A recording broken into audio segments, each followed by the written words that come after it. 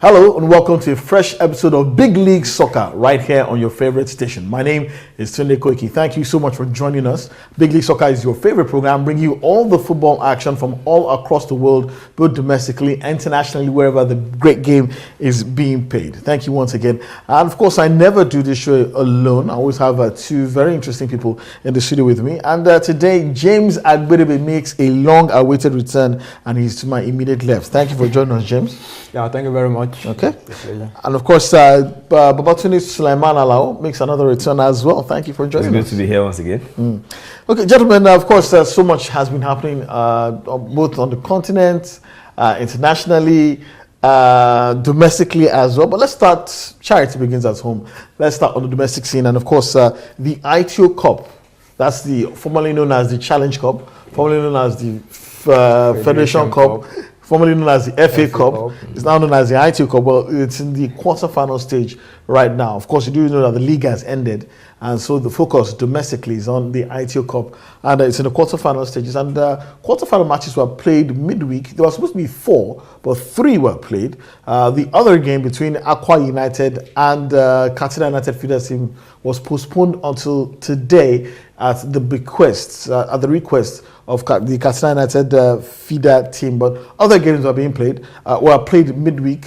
Defending champions FC Ifeanyiba defeated ABS Football Club of Ilorin by 3-0. Former league top scorer Godwin Obaje with a brace in that game. Another result saw Niger Tornadoes defeat league champions Plateau United by 2-0. Interesting statistic by Niger Tornadoes: in their past 2 seasons playing at the Conference Stadium in Lokoja, they have not lost. They played 38 games there over 2 seasons. And the Nigerian Professional Football League, they have not lost in that stadium. So maybe they might not want to return back to Mina after their exile ends. I don't know. Another interesting game that was played, one of the quarterfinal games, saw Osun United beat Sunshine Stars of Akure. Interesting thing about that game was that Sunshine Stars are now coached by Duke Udi, who was the former manager of Osun United.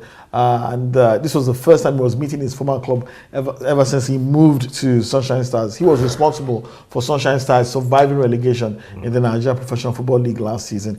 And in case you're wondering who Osun United is, they used to be known as Prime FC of Oshogbo, so they are now known as Osun United. And like we said, so that those are the 3 matches that were played over the week in the ITO Cup quarterfinals. One more match will be played one more match is outstanding. That's the Aqua United Katsina United feeder team game, and that game will be played today. And interestingly, the quarterfinals of the ITO Cup is played on a home and away basis. So those were the first legs that were being played. The return legs will be played today, this weekend as well. So guys, I know you've been following this ITO Cup, as it were. It's a new format, total departure from back in the day when we used to have in the Challenge Cup and in the Federation Cup. And I know the NFF and along with the sponsors are looking for ways to make it more exciting and more, just bring the attention back to the Federation Cup. But this new format, first let me ask you, James, what do you think of the new format? Where from the round of 64 you played knockout games, and even at that, the draw is held to find out where the matches will be played. It's not played at a neutral ground.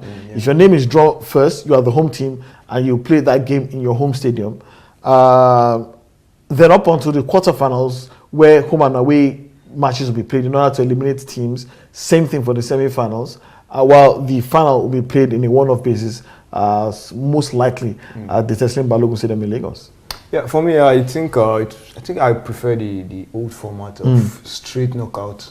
You know that once it now becomes like a cup final for you. No replays. No replays. After 90 minutes Go straight. penalties. That's what they do in England and in other top leagues as well. But for me, I don't know. Just like what you said, maybe the organizers are trying to make it exciting. They don't just want it to be a one-off thing. They want the two teams to have maybe an opportunity. Especially a team that lost the first leg. Maybe you have another opportunity to come back into the game. So, but for me, I think I would prefer the straight knockout thing. I don't really fancy this home and away. Traveling up and down. So, but you don't think that this might bring? You don't think this might change the competition somewhat, make it more exciting, more attractive? You don't think so? Like I said, I think that was where the organizers are driving at. Want to make it exciting, want to bring the fans back. But is it working? Are you excited? I think we are just looking at it. This is the first time. Yeah. So for me, like I said, I'm not really into it. I think I prefer the straight knockout thing. Suleiman? Well, I want to go against James in that. When you're talking of making feel something more free. exciting, of course, you have to bring in some innovations. And then you have to credit ITO because it means they'll be spending more money. And it means now the teams, those teams that have to be playing home and away now, it will give the opposing teams and their fans the opportunity, to really feel the game. So I think what they're really driving at, like I said, is improve the game, and by bringing in a new format, I think is okay. So it's innovative. Yeah. It's innovative. It's different. But It's different. Is it exciting? For me, it's exciting. If your team is beaten wherever it was played, maybe at home, you have a chance maybe to make amends away. So for me, it's good. It's going to be more competitive, and like I said, it will give the fans opportunities to see more of this game. So for me, and like streets, I think you just have to credit IT because it means they'll be spending more money. Just mentioned teams have to be traveling now, but it's been part of football. You have to travel up and down. So, but you also have to credit them because it means they'll be putting down more money. So, which is very key. Yeah, well, one thing I need to look at, sometimes the way our clubs, the way they operate, after a hectic season, now you now expect them to be, moving about the ITO Cup, and so that's the way I look at it. If the players are giving incentives, if ITO makes some provision for these players to have more money playing, I don't think Nigerian players will be complaining of traveling up and down. But it's all about money. So if the money is there, the players stand to gain more money. I think they're not going to complain.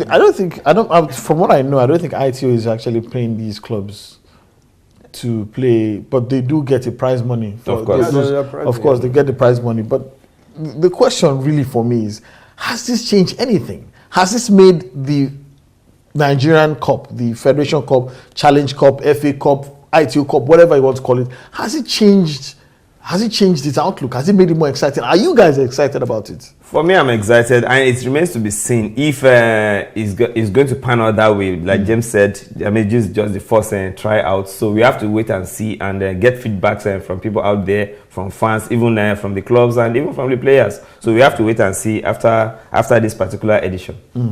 Well, let's move on to another interesting thing that happened during the week. The Nigerian Football Federation declared very clearly that the Super Eagles team, currently playing at the WAFO Cup of Nations, will not be paid a bonus. Instead, whatever prize money they win at the tournament, they will be allowed to keep.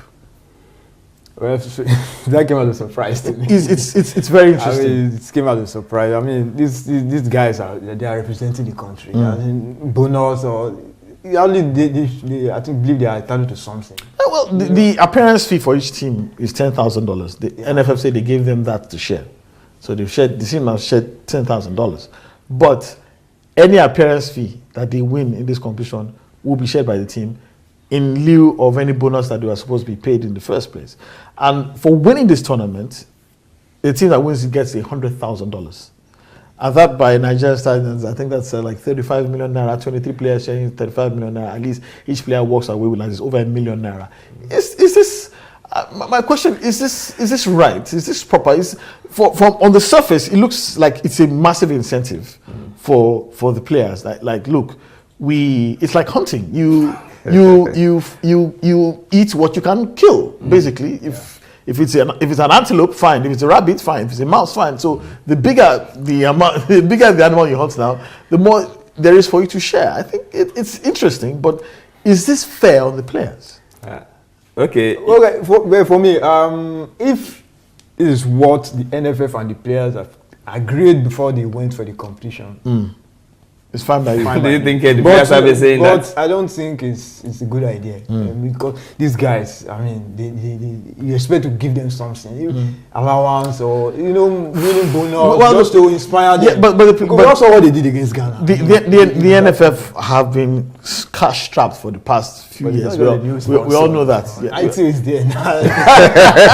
So I don't understand these cash straps and they always come about, and I don't know. It's not for me. It's not encouraging. Realistically, you have to look at it. I'm trying to look at it from the NFF angle. I'm trying to look at it from the team's angle. If you're a player, it is not the right thing because I don't think they can try that with the regular Super Eagles team. No, they won't. But now talking about motivation and talking about the fact that the NFF are currently cash strapped, so they are trying to see how they can manage the little resources they have with them. And talking about Nigerian players, especially when they are playing for the Chan team or maybe in the Waffle Cup, I think the motivation aspect, I think, is good now because the boys know that, okay, it's a work and eat, like we need to call it in the Nigerian parlance. Workshop. It is, if you can win this game, this is what you stand to gain. So there will be very, very little room for compliances to know that even if you crash out, we can still pick something. So from that, I think it's a little bit justified. But would the NFF have done the same thing if the prize money was $1 million?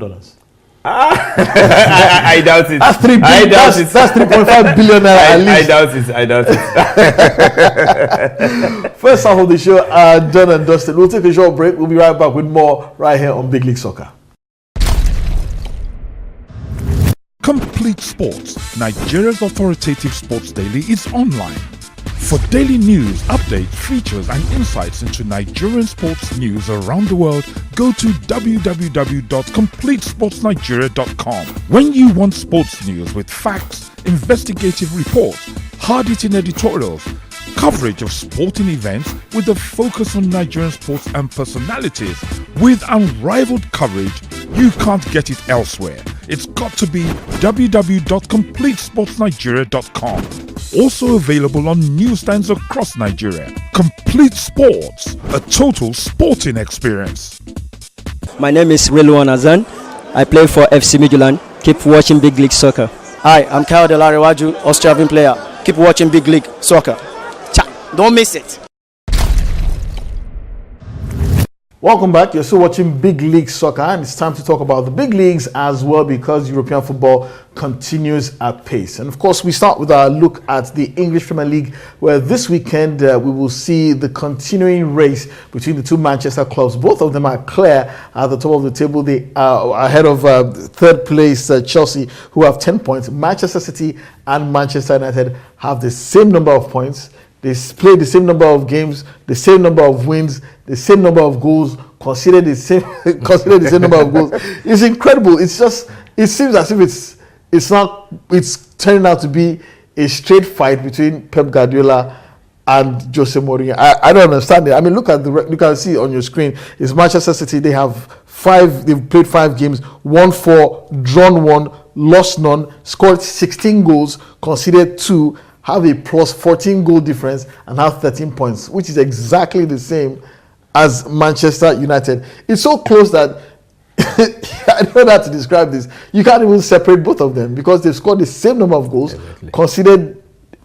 I think, in fact, the only reason why Manchester City are on top because of alphabetical order. I want to ask that.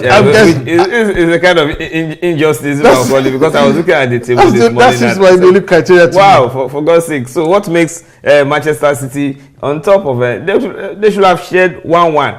No. 1A or 1B. It can't happen. But matches will be played this weekend as well. Plenty of matches to be played today, as many as 8 matches today. All kicks off in just a few minutes, where West Ham United will be taking on Tottenham Hotspurs. Then we'll also have almost as many as 5 games to be played. That's 6 games will be played at 3 o'clock, at 15 minutes past 3. That's 3:15.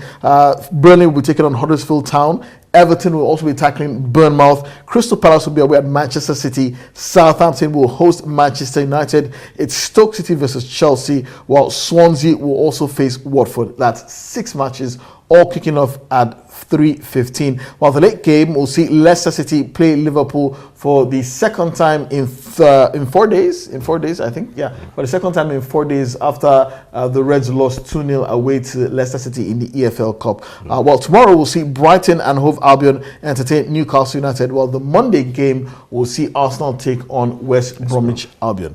Guys, let's pick out. The standout, I'm looking for a standout game right now, but I can't look for any apart from the London derby where we have West Ham United versus Tottenham Hotspurs.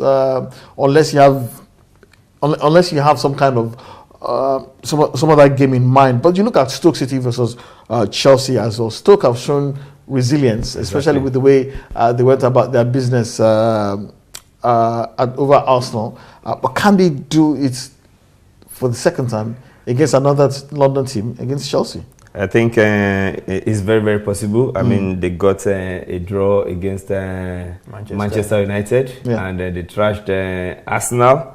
So when they are playing at home, they're a very, very difficult side to beat, and I think Chelsea might come unstuck against them in that game. So it's going to be a banana peel for Chelsea, if you ask me. Yeah, so I think I will go with Babatunde. Stoke City, that Bet 365 stadium, I think that's what they call it now. It's a very difficult place to go to, especially when you're playing in the afternoon, the wind, and you know. So, and we also what Manchester United went through. Arsenal lost, and Chelsea, with the way they played against Arsenal last time out, I hope they will not going to replicate such a performance. Going away to Stoke, I think the worst Chelsea will get in that game is going to be a draw. It's going to be a score draw. But I don't see them going with all the 3 points. Let's talk about another interesting issue that's currently going on in the English Premier League now.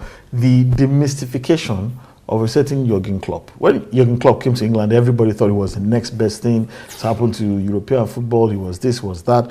But the wheels seem to be coming off his gravy train. Liverpool are winless in their last 4 games. They've conceded 10 goals.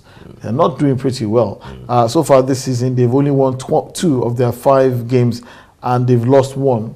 And what is already there are some rumblings in the Liverpool ranks that maybe Jurgen Klopp, his grace period is coming to an end, and we've already been hearing rumblings of Klopp out. Is it a bit too early, or maybe is it misfortune on the part of Liverpool and Jurgen Klopp, or maybe Klopp himself hasn't exactly hit the high standards that he's capable of?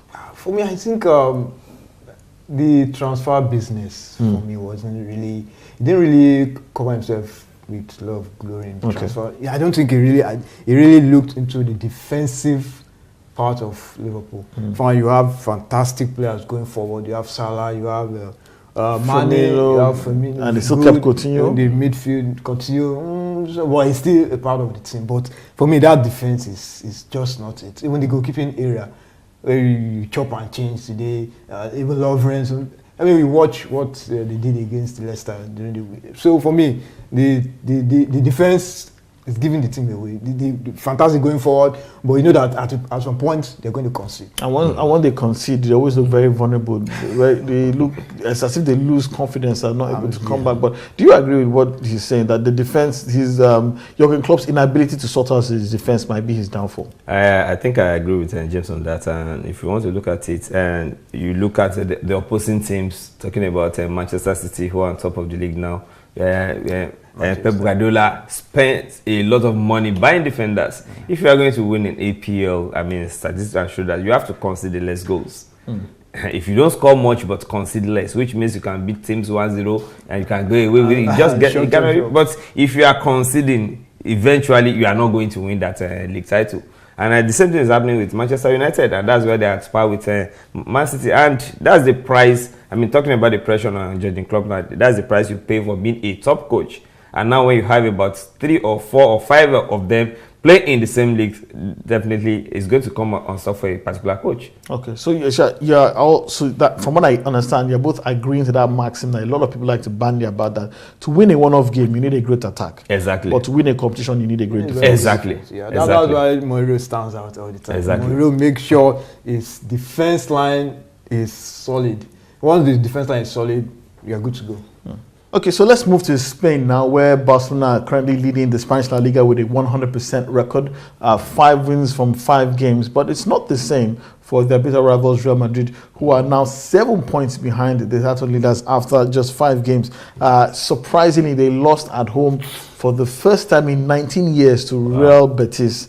A 94th minute goal by Antonio Sanabria gave Real Madrid the loss. It was an incredible game. They had 27 attempts on goal, couldn't concede, couldn't score one. It was a really bad day in the office for them as well. But they'll have a chance to turn it around as quickly as possible when they visit Deportivo Alaves later today. But meanwhile, Barcelona, they will also be guests of Girona as well.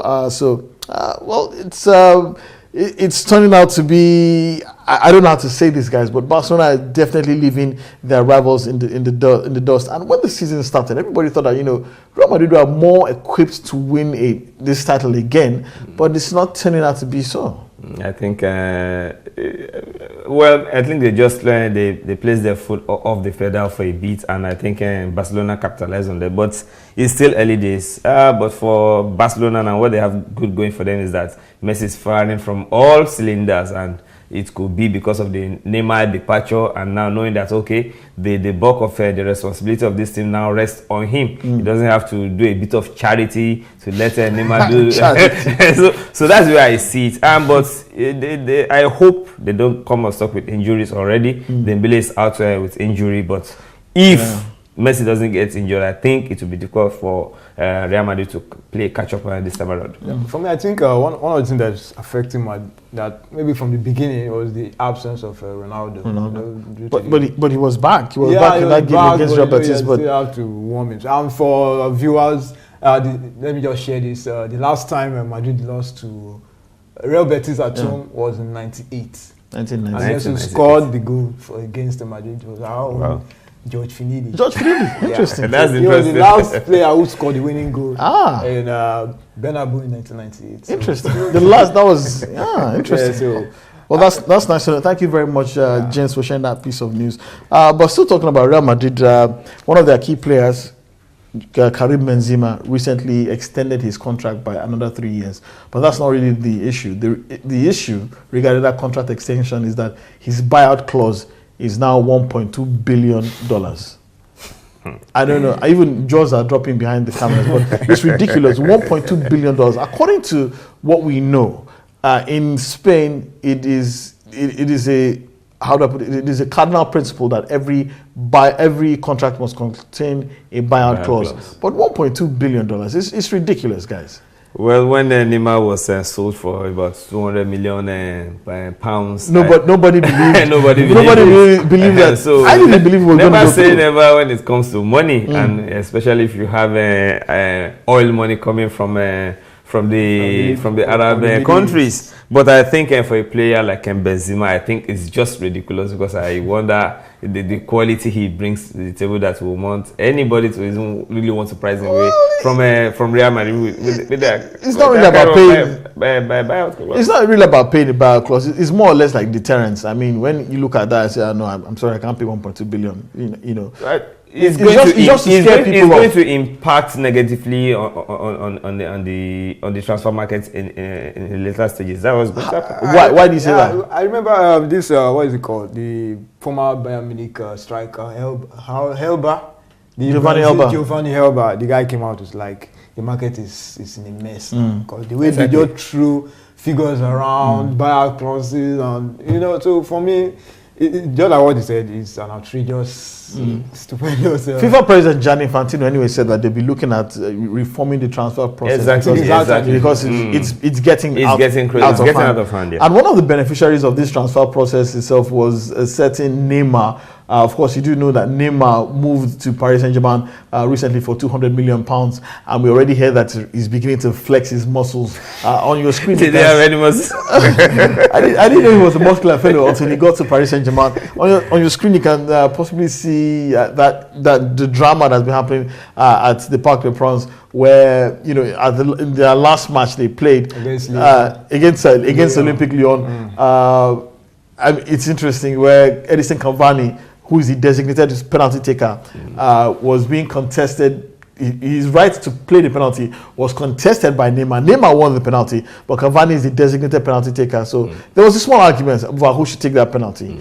And things escalated even later on when there was a free kick that was to be taken. Cavani stepped up. Dani Alves stepped up, wrestled the ball away from him, and handed it to Neymar. And from what we are hearing now, it's not unconfirmed, but I hear that Neymar has gone to the owner of the club, Nasser Al-Khelafi, and demanded that Cavani be sold, that he cannot work with him in the same team. Surely this has to be ridiculous. I don't understand. It's funny. I think for me, when you have a bunch of world-class players like that, I don't envy the coach. It's very difficult. I think for me, which is why they are actually called managers. They have to manage these players, manage their egos, manage a lot of things. I don't see him like that manager with that character. I can handle it. These are Unai Emery. I'm telling you, I don't think so.